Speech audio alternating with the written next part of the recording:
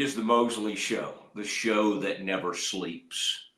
Welcome in a special CFP show.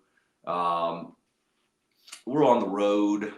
I am coming to you from Beaver Creek, Colorado, from the winter home of the great Dr. Kenneth Cooper and his son, Dr. Tyler Cooper, and their families, and we're having a tremendous time up here. My wife and daughter have headed to the slopes, and they have their skis on. Of course, Tyler Cooper, by the way, a member of the Baylor Board of Regents as we speak, and also a former track athlete at Baylor, and his wife Angie, former Baylor song leader and homecoming queen. All right, so we got all the Baylor bases covered today. Welcome to the Twitter audience. This is Scotty's going to Scotty is threatening to leave us as we get ready for the new year. I'm still in denial about that, fighting that tooth and nail. But Scotty's done an incredible job on this show and been a big part of our success as our growth and all the kinds of things that have happened. So anyway, I'll address that. At some point today. I've got the fire over here. It's not burning as we speak. And earlier today, I had I was going to have, Scotty was calling it Ski Lodge Mosley. I had the snow and everything in the background, but it was very washed out. And so I had to come over here to a little different part of the room, but glad to be with you guys. And this is the last show of 2025. We'll ring in the new year tonight. I believe we'll be off on tomorrow and Friday. I've got lots of thoughts on the college football playoff. We've got John Calipari's rant on well, it was in response, of course, to Baylor. Well, Scott Drew is upset. Apparently this was the tipping point. Oh my gosh, how will we ever recover from this? It has forced the NCAA to come out with some kind of rule, which I don't even know if that,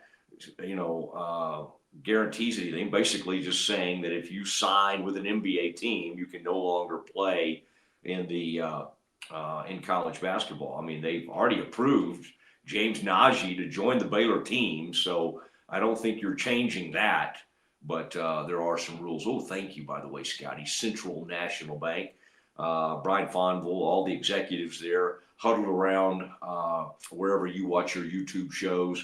The Nesbitt family checking us out today. Ascension Providence, love Ascension Providence, that talented team of doctors, and more sponsors and partners coming in, wanting to be a part of the Mosley Show. Mission Golf Cars. Wow, they've been moving a lot of cars. And I want to thank Alan Samuels, as always. Tremendous vehicles, and we'll have some of those ads. But this final day of the new year and heading into New Year's Day, unbelievable deals. I mean, the financing, the trucks. It's the end of year just blowout, and Ted Teague and his crew are doing an incredible job over there. We love talking about them, and the thing is, I mean, every single thing you see us partner with here on the Mosley Show, we're actually good friends with these people, and of course, I may throw out, since it's today's kind of the end of our week, the Schmaltz's trivia question later today. Maybe it'll involve could involve like a Baylor bowl game. Scotty, be thinking today as we kind of do some things on the fly today, like a good Schmaltz's trivia question involving the Baylor, like a good one would be, like Grant Taft's last bowl. If you could give me, I'll tell you what, Scotty, we'll let our folks sound off in the today. Oh, there it is, Trivia Thursday, and we're actually going to do it on Trivia Wednesday. But what was Coach Taft's last bowl game, and who did he beat? in that last bowl game. Yes, I know you could look it up, but we'll make this easy. We love giving away sandwiches to Schmaltz's. And use the YouTube. And if you know the answer, come use the YouTube comments. Or you can, Scotty and I both have Twitter at Matt Mosley. That's Mosley at Matt Mosley on Twitter. You can come at us and you can win 2 free sandwiches to Schmaltz's. I will just tell you, I was there for that fateful day. Grant's last bowl win, and I was there when he beat University of Texas, and that was huge way to go out in his last game in Waco. But last bowl game, where was it? And I'll just give you a little hint. The bowl game that he won is being played today. That bowl game is being played today. And over the years, it has had a long, long time relationship with CBS. In fact, I can remember Pat Summerall doing this game over the years. So get your guesses in, and we'll hook you up with 2 free sandwiches to Schmaltz's. All right, Scotty, we did, and I noticed a lot of people enjoyed, we had that breaking news from Trayvon Diggs. Scotty and I jumped on live to react to that, and we had a lot of folks checking in with us on that. Today, we have the first of our 4 CFP games. Miami will play later today against Ohio State. That is the Cotton Bowl. I'm on Mountain Time. That's about 5:30 kickoff for me. Probably more like 6. And I think our time in Central Texas, about a 7 o'clock kickoff. You never know. They'll tell you false time sometimes. So I could almost see that kickoff being closer to 7:30 to 7. But we get some false times that ESPN puts out this time of year because they want you to join, of course, all their pregame activities as we do this. Scotty, I suppose you and I could have taped some of this and gone about our holiday, but the truth is, Scotty and I like coming to you live, and I've put the set together. This is the same set we use.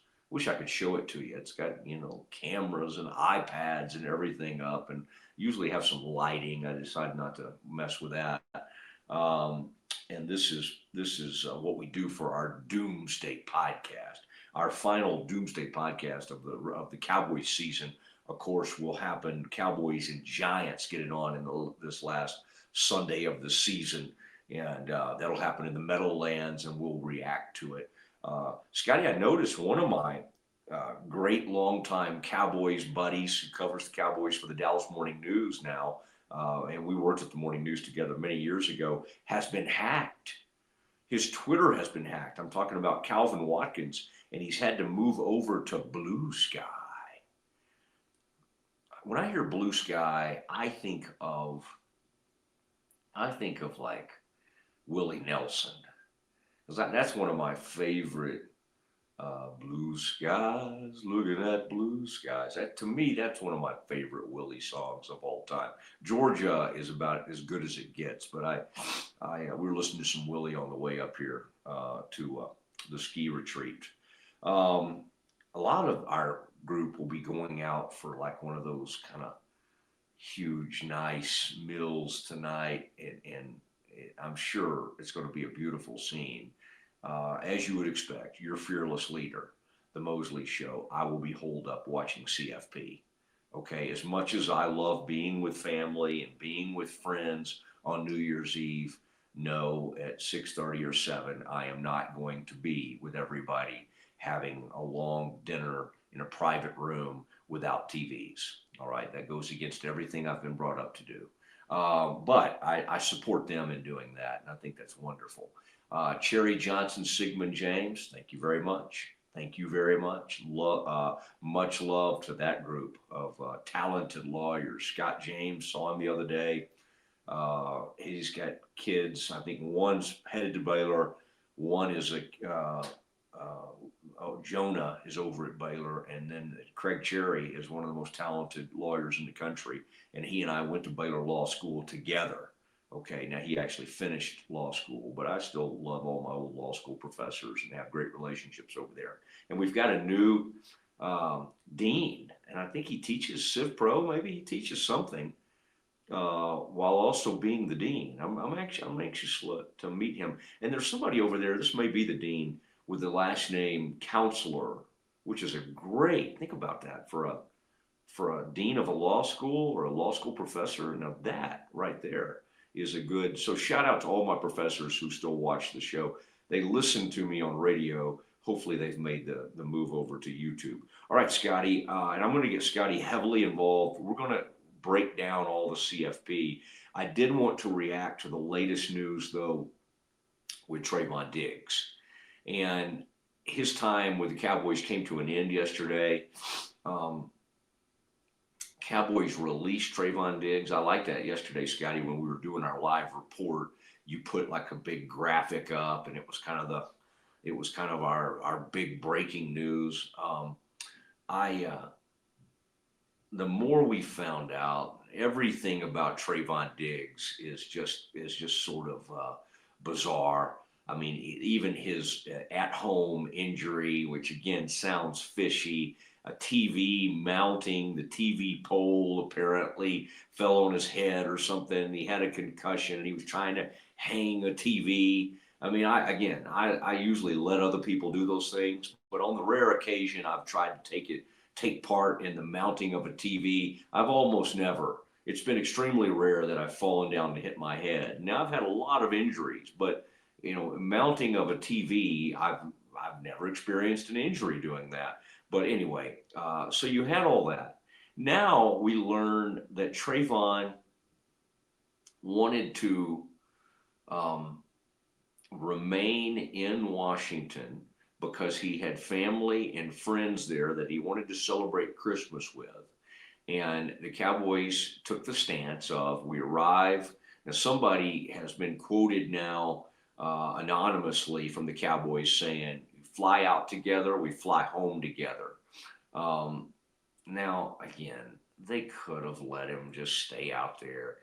He went through the proper channels. He asked whoever he was going to. I think it was Brian Schottenheimer who ultimately made the decision. No, just like everybody else, you fly home with the team. And he told him, he said, I'm going to have to fly home and immediately catch a flight right back here to DC. This doesn't make any sense. They said, sorry, these are the rules. And you know what? When you're paying somebody, I don't know, about $100 million as what his contract was. When one game check is in the neighborhood of about $418,000, I guess you can probably make the rules. You can say, you come on back with us. He elected to stay, even though he was told to get on the plane. And so again, there's a lot of things that happened that led up to his release, but I wanted to kind of say that. Now, in the end, you had a player, I mean, it's like anything. They got tired of Micah Parsons, but they still ended up getting large compensation for Micah Parsons. Was it enough? Well, we can debate that. Was it a pretty solid return? I think so. Was Kenny Clark some kind of huge answer? No, they made too much of that, and he's fine. He's a good player, but they didn't scheme up the pass rush. The pass rush was not good. Therefore, the secondary was not good, and the whole defense was an absolute mess this season. So, this is where things have ended up. And I just think, it's rare that you see such a meteoric rise. We're talking the most interceptions, either tied Everson Walls as a rookie or beat it. I mean, it was like, 11 interception. I mean, it was unbelievable what he was like. And then his second year, and then it's like, okay, let's do this massive contract. And then almost immediately, the injuries, the 2023 injury, the missing a ton of games over the past couple of seasons, then all the weirdness that happened this season. And the truth is, he and Micah, who were close, just sort of the Cowboys, I think, got sick of both of their attitudes. But it is amazing to have someone who is that talented and all the pick sixes. And then, of course, Deron Bland came. And I mean, again, I like Diggs personally. I had good conversations with him. He's a different sort of person. He is in a world full of sort of brash, whether it be cornerbacks or wide receivers. Sometimes we can call them divas. He was quiet. He was soft spoken. He was not loud in anything, any of the way he went, other than his play, other than the way he tracked footballs and the way. So Cowboys now move on.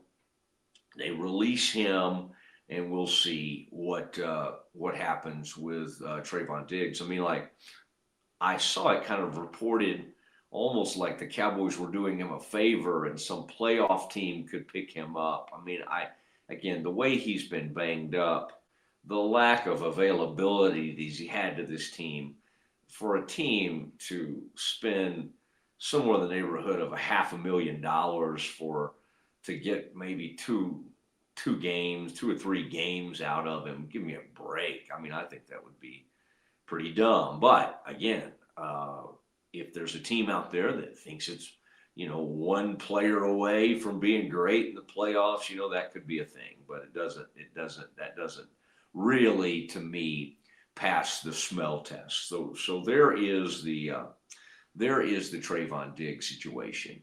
Now, Scotty, there have been more reaction to Scott Drew bringing in James Najee, the former draft pick. Now the Knicks own the rights to James Najee. There is a thought that maybe we'll see him play against TCU on Saturday. I did want to say, Scotty, just a programming announcement on Tuesday the 6th, I believe, is when we will have Scott Drew join the program. All right. And he'll be here to react to the game Saturday and then get ready for the first home game of the season at the Foster.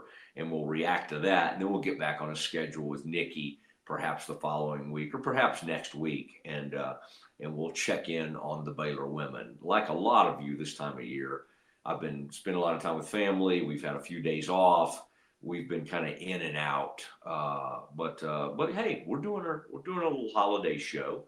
It's the CFP. We can't completely break away when you have a CFP game. Of course, 3 more tomorrow, and right there at 11 o'clock a.m., those Red Raiders will get going against Oregon in the Orange Bowl, and that's going to be exciting. And I think, Scotty, we will later in the program have a sort of a robust discussion, hopefully, about Joey McGuire. I read a story about him, and it reminded me, Joey did not take the UTSA job. When the Tech job came open and they fired Matt Wells, he pursued that heavily. He ends up getting that job. Texas Tech was fully ready to take Jeff Traylor because he was a hot coach at the time at UTSA, and Jeff Traylor could not. He could not. They wanted him to start immediately, and he would have had to abandon a UTSA team that had gotten off to either a 7-0 or 8-0 start. Love the integrity from Jeff Traylor, and obviously he missed out on a huge opportunity. But one of the reasons Joey did not take the UTSA job was because he had an inkling that Matt Rule would be leaving to pursue an NFL job. How could you not have that inkling? Because Matt was interviewing with NFL teams basically after every season. And when the Bears went to the Sugar Bowl and lost in overtime to Oklahoma in 2019, Baylor did indeed lose Matt Rule. So I've got some thoughts on, and so Joey obviously desperately wanted the Baylor job. He did not get it. I think it's a fair conversation to have. What would Baylor have been like had Joey gotten the job in after the 2019 season? How different would it have been? Where would Baylor be right now? I think it's a fair discussion to have, especially in the context of Texas Tech. And I want to get past the, oh, come on, oh, he had all this money, oh, he's had money. I get all that. Okay, we'll address that, but we'll have a discussion about it. Scotty, I do want though now to I want to react to, I mean, the college basketball world continues to, oh my gosh, this is so bad. Whoa, let's send Charlie Baker out to make a clarification of who can play and who's eligible and which G League. And I still don't understand it. Like, if you've signed an NBA contract, I guess, I mean, the G League doesn't count. So I still think some of these G League players that haven't played an NBA game are probably fair game. I mean, you could make the argument that these G Leaguers are, some of these guys are just as talented and have just as much experience as James Najee, but because he was a draft pick, all of college basketball has decided. Mark Few has sounded off. Rick Pitino has sounded off.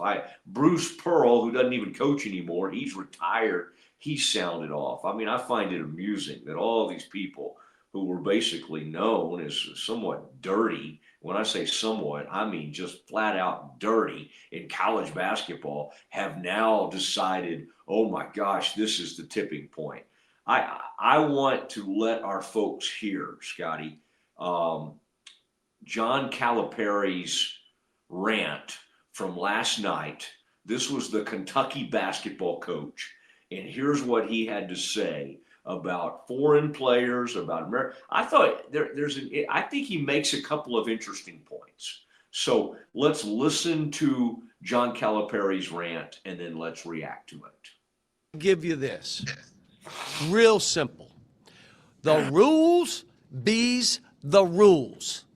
So if you put your name in the draft, I don't care if you're from Russia and you stay in the draft, you can't play college basketball. Well, that's only for American kids. What? If your name is in that draft and you got drafted, you can't play because that's our rule. Yeah, but that's only for American kids. Okay. Okay, now, here's the next lawsuit. Well, we don't have a say over European players. You do if they're playing in college basketball. So that means you don't have a say over high school kids. So whatever a high school kid does before he comes here, don't you do one thing, because there's a suit. Because what you're saying is, if he's in Europe, we don't have the same rules. What? If he puts his name in the draft, he can't go to college. He left his name in. Well, that's different because he's European. Okay, you're not doing anything with a high school player then. We don't have any jurisdiction over a high school player, do we? We don't. So when they come, you just got to say, all right, now they're here. The other thing, the eligibility, again, real simple. You got 5 years to play 4.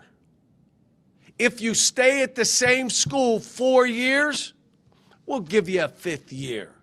If your coach leaves or is fired, you can transfer without penalty. You can do it once, and if the coach is fired or leaves, you could end up doing it twice. But after that, you got to sit out. You transfer, but you got to sit out. Does anybody care what this is doing for 17 and 18-year-old American kids? Do you know what this opportunity has done for them and their families? There aren't going to be any high school kids. Who other than dumb people like me are going to recruit high school kids? I get so much satisfaction out of coaching young kids and seeing them grow and make it and their family life changes that I'm going to keep doing it. But why would anybody else, if you can get NBA players, G League players, guys that are 28 years old, guys from Europe, do we really know their transcript? Do we have somebody over there? Do we really know their birth certificate? Or don't we? And then, yeah, just there's no. Look, Tommy Izzo, Mark Few, there are a bunch of us that are just, we got no rules. Oh, look at Tommy Izzo, Mark Few, those of us who run college basketball. I love it. I mean, a man who was thought of one of the, I mean, he's been hated. He's had to vacate Final Four appearances with Marcus Camby and all the things that are around that recruitment. One of the dirtiest college coaches of all time. And also, I mean, he was kind of hated for being the one who was able to bring in and win with all these freshman players. And he put out huge amounts of NBA players, and that's okay. I kind of like him. I kind of find him funny and interesting. And so, but I some of this stuff is so self-serving. I'm John Calipari. I'm one of the few people who wants to impact and change these kids' lives. Oh, coach, it wasn't about trying to win national titles. It wasn't about you trying to be the highest paid coach in college basketball for the past 20 to 25 years or 30 years, however long you've been doing it. Really? I kind of thought that had something to do with it. In Memphis, was it just about getting these kids? You just wanted to change their families' lives. So I'm fine with what he's done, and I admire his career to a certain extent. But to try to announce that he's been doing this for altruistic reasons, the great John Calipari, Father Flanagan. I'm just out here bringing these young men in. Well, I think, Coach, they've done something for you, and they've helped you huge. Now, I don't totally understand the high school parallel. I know what he's saying, that when these kids are in high school, they're not under your purview. Same thing when these kids are over in Europe and everything. I think he's got a point. The high school thing gets a little confusing because, quite honestly, that we understand how high school basketball has fed college basketball, and it used to occasionally send kids straight to the NBA before the rules were changed. Some of that he's going off on a bit of a tangent that I don't think is even that great of a parallel.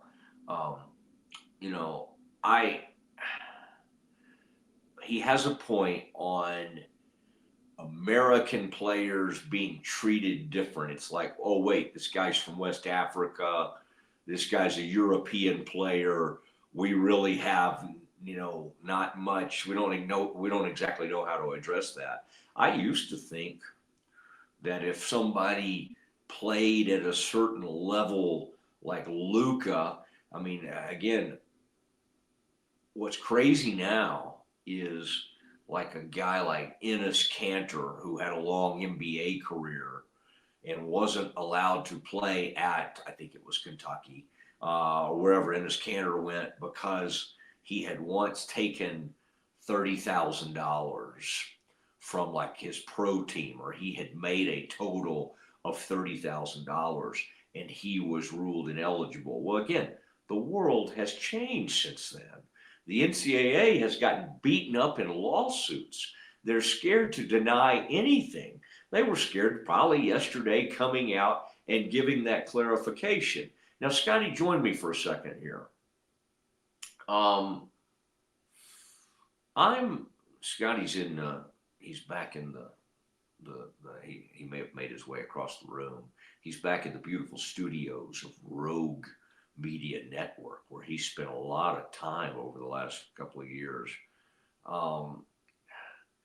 Scotty, like the clarification from the NCAA yesterday was basically, once you sign with an NBA team, you can't play college basketball.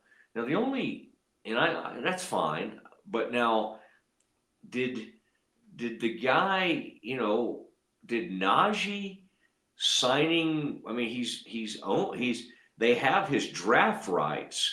I guess the delineation there, Scotty, is the fact that he never played with the Knicks, or he never played for the team he was originally drafted by, And so he never truly, he signed with their summer league team. I mean, I'm sure he had to sign some waiver, like for injury or whatever would happen during summer league, but he never did a formal two-way contract or a full contract. So I guess that's the clarification there, right? Yeah, I kind of laughed as you were talking through that because, yeah, it's like a NBA contract, unless it's the summer league. Like they keep painting themselves into a corner here, and I get it, but it's a mess, Mosley. There's gonna be some kind of reckoning this summer. Calipari, whether you like him or dislike him for all the hypocrisy and some of the things you pointed out, man, he's right. He's right. They've got to clarify this stuff, man, because it's a mess. Do we like? It's so far down the road that even, and I'm not going to include football in this conversation for a second, Scotty. I don't like this thought of getting guardrails. Think about how these schools are basically laughing.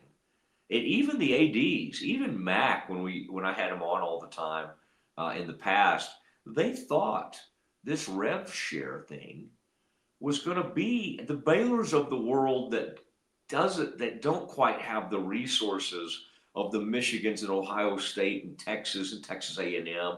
They thought this was going to provide some semblance of an equal playing field because Baylor could decide what percentages, and that rev share, it was almost like a salary cap. Scotty, they just laugh at this. Yeah. I'm amazed that we spent so much time.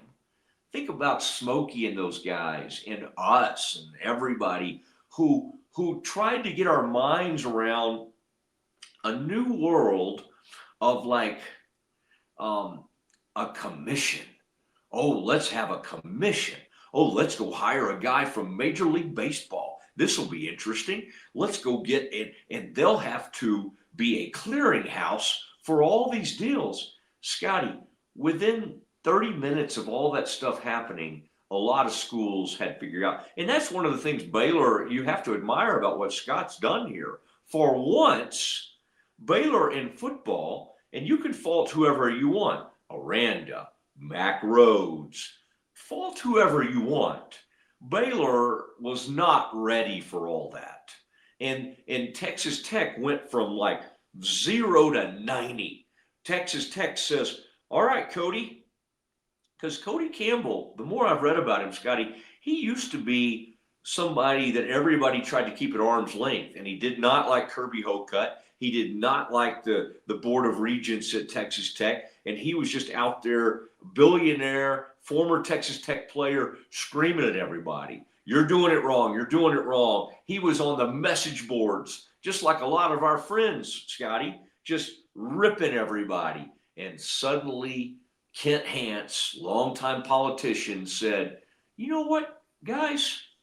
He convinced the president of Tech and the Texas Tech system and the governor, who I guess because it's a state school, he convinced those people, you know what?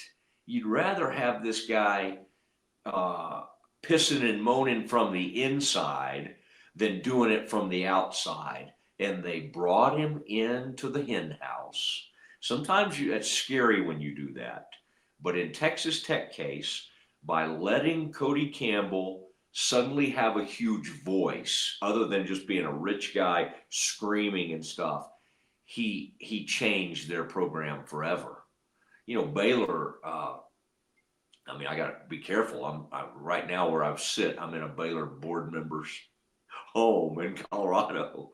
But, you know, Baylor needs to, they need to let those people have more of a say. You have huge, big time, awesome, accomplished people in that room, and they need to start having more of a say. Baylor for too long has said, you know what, thank you, we'll have you vote on things, but our AD and our president will make all these decisions for you, and we'll come let you kind of think where we're leaning. And hey, by the way, Tech and other places, A&M, President Livingstone and others at Baylor are very fortunate to have a board that doesn't behave like some of these other boards, right? Because when a president of Texas A&M, doesn't matter if he's a 4-star general, if they think, oh, he's getting too woke, quote woke, and I'm not trying to get a political discussion, I'm just saying what happens. This is the reality of it. Oh, he didn't fire this professor about this or that. He's out. He's out the next day. Now, I'm not saying that's all good. There's a downside to that. But I think it's time for Baylor, and I think Doug McNamee, in the early days of Doug McNamee's reign as Baylor athletic director, this is becoming a more, Scotty, how would I say that? Like a bringing more people into the decision making and all that kind of stuff. Now, you probably can have too many people and all that kind of stuff, but I think Doug McNamee is actually listening, and I think there's some good things happening. Okay, Scotty, now let me ask you this. We'll take a break here in a second. Then let's do a major, huge blowout Campus Confidential, like where we hit all these games, and then there's a couple more things I wanted to deal with. I thought Lanning. Maybe we can do this here, Scotty. I thought Lanning, and then we'll take a break and we'll do all our. Well, we'll wait. We can wait because that's more of a college football thing. I just thought Lanning had an interesting point about a couple of different things about like how to treat the calendar, but he also had another thing about like the NFL. Now again, somebody's going to have to put Lanning in his place and describe to him that the NFL does not report to anybody.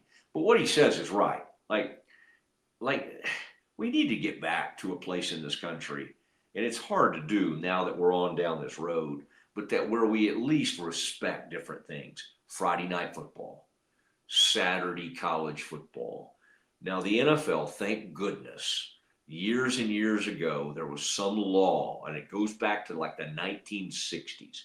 There was a TV law or something put on the books in the NFL that makes them wait until December, whatever it is, 15th or 20th, to have Saturday games in the NFL.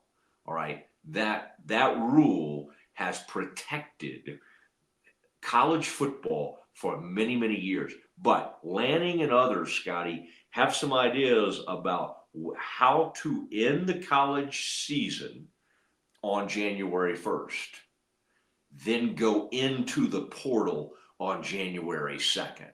I find some of this valid. I find some of this pretty interesting, and we'll work through it. Okay, Scotty, before we move on, though, any other college basketball, like since Baylor apparently is single-handedly destroying college basketball, nobody else, everything was just great and hunky-dory and everything. I did have this discussion, Scotty, that I wanted to bounce off of you, because somebody was asking me, what do you think about what Scott Drew's doing? What do you think about Baylor basketball? And that discussion has been coming up. I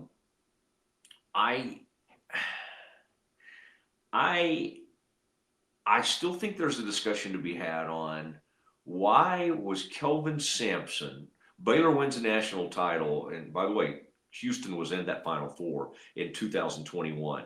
The next season, Baylor was again a number 1 seed. So let's not, anybody who tries to say Baylor fell off the map after that national championship, that's not accurate. The following season, they were like a number 2 or 3 seed, right? They did not like nosedive, but something has happened. Like something's not quite like with the program that was that awesome. And I don't know if it's, they don't have enough NIL money. I don't know if it's decision making. What I'm trying to wonder is why is Kelvin Sampson, why has he kind of run laps around everybody in this conference, including Bill Self, including the great Bill Self? I do not want to make this about just about Scott Drew, but why is the University of Houston, somebody goes, well, maybe they have more NIL money. Huh? You think the University of Houston is down there just outpacing everybody in NIL money? Leave Baylor out of it for a minute. You think Villanova, Gonzaga, all the great, unbelievable basketball programs. You think Houston is just beating the dog out of them at NIL? So anyway, Scotty, I've had some random thoughts about why Baylor feels like it's been on a little bit of a downturn in a sport we've been great in. And why are all these other schools like Arizona, BYU, is it just straight up money? Yes. Yes, in my I don't opinion, think it's yes. about that with. I don't think it's about that with Houston. I don't think it's fair to say it's Baylor about. doesn't have a Tillman Fertitta. Like we don't have that guy. And what I resonate with, Matt, is I don't understand. I think Kelvin Sampson's an all-time great coach, but I don't understand why he is kind of now seen as the czar of the Big 12 when you've got multiple other coaches in the conference like Bill Self and Scott Drew who've won national titles at their current school. So I don't understand the deference to Sampson as like the best coach in the league. But as far as the money goes, Matt, yes, BYU has more money than Baylor by a lot at the moment. They're paying AJ DeBonsa like $7 million this year. Baylor can't do that right now with any basketball players, right? So BYU, it's definitely the money. Arizona, it's probably the money. Baylor was hot on Koa Pete for a little while. I think he probably got a bigger check to go play for the Wildcats. And Houston, I think Tillman Fertitta can write a bigger check than anybody can for Baylor. I do. And I think the other thing, Matt, and I want to give Coach Drew credit, right? If you are surveying Baylor football, Baylor women's basketball, and Baylor men's basketball, who've all been championship caliber programs at some point in the last 5 or 6 years, men's basketball is still close to that level, certainly closer than football and closer than women's basketball too. So Coach Drew is still doing it. I think Coach Drew, and he probably told us this in August when we did that first interview with him. Coach Drew knows he missed in the portal last year, right? You missed on Jeremy Roach. You did. You missed building a team around Langston Love, who couldn't get healthy. And then going into this season, you thought you had a point guard squared away who's an all-conference caliber player. And what happened, Matt? BYU paid him $2 million more. So he left, right? So I think Drew has had a couple of misses in the portal, and I'm not necessarily saying that is like an egregious talent evaluation problem with Scott Drew. I think there's been some misses for the last couple years. I think Baylor basketball, like everything else, is figuring out what kind of resources do we have, who can we actually go get in a portal, who's actually of value. I think he got a huge win with this James Najee thing. I think that's good. That's a tremendous bounce back as far as how to use the current rules and things. Okay. We'll see. And I think this group he's brought in, completely building this roster from zero from last season, he's done a really nice job. But I talked about it Monday. What Coach Drew needs to continue to develop that he can tout over maybe anybody in the conference except like a Bill Self is if you come play for me, and if you give me more than a season, if you can commit to a 2-3 year process at Baylor, I can prepare you to play in the NBA better than almost any coach in America. He's got the track record now that says he can do that. He's got the draft capital in the last 5-6 years that says he can do that. He's got the NBA players' sons in this class and the next class that clearly also believe that. A Cameron Carr, who was a projected late second round pick, maybe vaulting himself into the lottery this season, is going to continue to add to that reputation for Scott Drew. He's got to find a way to retain some of this developmental talent and go snag a couple studs out of the portal every year. And I think he's really close to solving that puzzle. And I think as soon as he figures out how to do that at Baylor, we're going to be right up there with those other guys again. I think so. I'm an optimist, right? I believe in I just think I appreciate that optimism. I don't think they're close. I think they're like, I think what Tech is doing And I don't think it's fair to say Kelvin. I don't think that's Tillman. I think these two one and dones, they might have just finally brought in some one and dones this year. Those kids are awesome. So I'll totally give you that. And I'm sure that to get those guys, but before that, and this goes back to when Baylor, this goes back to before he even was in that Final Four in 2021. They brought in freshmen and developed them, and then occasionally would bring in a guy like Uzan, who I didn't even think was good at Oklahoma, and then he becomes great for Houston. They bring in Cryer from Baylor, who I know a lot of Baylor people can't stand him, but he was a tremendous fit for Houston. He was exactly what they needed because he's a knockdown, great 3-point shooter. By the way, Scott Drew's doing that right now with Skillings. Right? They're not even Skillings is so far off from Cryer. I'm not saying he's that level of planet. Yeah. But as a player, finding guys that maybe were one thing at one school and you find a way to elevate them to a better play. I mean, Skillings never played this well at Cincinnati. No, but again, hear me on this. The huge difference is over all this 7-year period where Sampson's been unbelievable at Houston, for the most part, it's with kids. It's what Scott used to be able to do and what's hard to do now. For the most part, it was all done with homegrown freshman kids who he developed and he stayed there. Unfortunately, it was, I loved Yves Misi, but he was so good, so fast. They didn't think he was going to be an NBA guy immediately, and he became that. All those other one and done guys. So while Baylor, and those are great, I love the experience of those guys, believe me. It's just hard. It's just extremely hard. And what Houston was doing during that time was letting guys, who was that big man, from last year's, what's his name? How do you say it? Because Kelvin says it funny. Like their big man, their 6'8" guy. He was there forever. He was there for 5 years. And they just had players. And boy, Baylor used to be able to do that. And in this environment, it's almost impossible to do it. Think about how Baylor used to freaking, it's just, yeah. But to your point, I will say, even Sampson is having to evolve. And he, for the first time, he had never had a one and done that I can recall. And he's got 2 of those guys on this year's roster. So he has evolved. But it's unfortunate. Last year's team and even this year's team, and I'm with you. I'm holding out hope. Probably not as much hope as you have. I don't think Baylor's even like the top teams in this conference. Arizona, Houston, Tech, BYU, Iowa State. Okay, I just named the teams I think. Baylor's not even close right now. They're not even. They're not within like.